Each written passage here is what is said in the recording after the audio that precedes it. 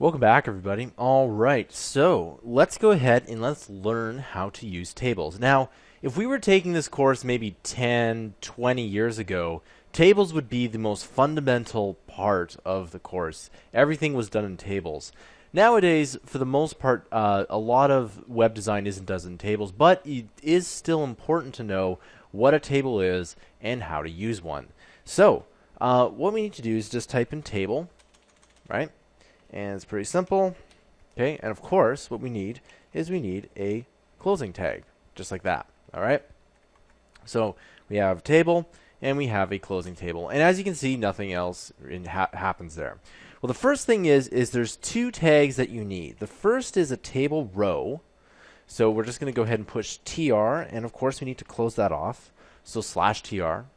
And what we'll do is we'll actually copy this twice. So I'm going to copy, and then I'm going to paste it. Okay. So what this is that this will create the table rows, and of course you need table data. So what I'm going to do is just type in td for table data, and I'm going to put this on the same line and type in td here, and we'll just type in data here, just like that. Okay.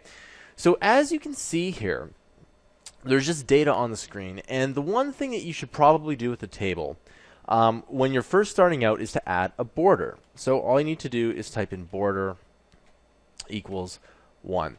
Now you're probably wondering why we don't put style and then border, and the reason is that for the most part this is just the way it is. Okay, and if you go ahead and you can see every time I put in a new TD tag, it adds in another column, which is kind of cool.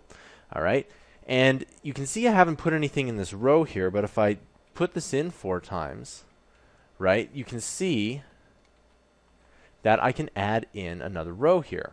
Okay, and so what I'm going to do is I'm going to just copy and then paste that in there, and you can see I can do that as much as I want to. Okay, so copy and then paste it in like that. All right, it's pretty simple, and that's essentially what a table is. It is a whole bunch of cells, and you'll notice that if I delete one of these cells here, so for example one of these table data, it just leaves it as blank. And usually in computing, if you leave something blank, it's going to throw you an error, meaning that for example, if you make a table like this, or if you're into game programming, a lot of tables are used in what we call arrays. So in games, for example, you might have a whole bunch of stats for a certain game object, like hit points, shields, weapons damage, etc. So if you like games, this is something similar to an array and what you would use there.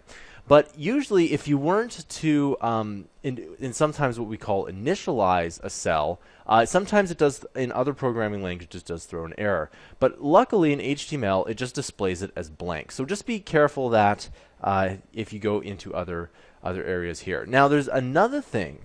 If you type in table header, and we'll just go ahead and close that off as well, and we type in header or something like this, you can see that the header is in bold, and I can go ahead and put that up here, and you'll also notice that I don't technically need a table row for this, right? And the reason for that is, well, this is the table header tag. The th tag is that's essentially what it does. All right, so that is what a table does, and I'll see you guys in the next tutorial.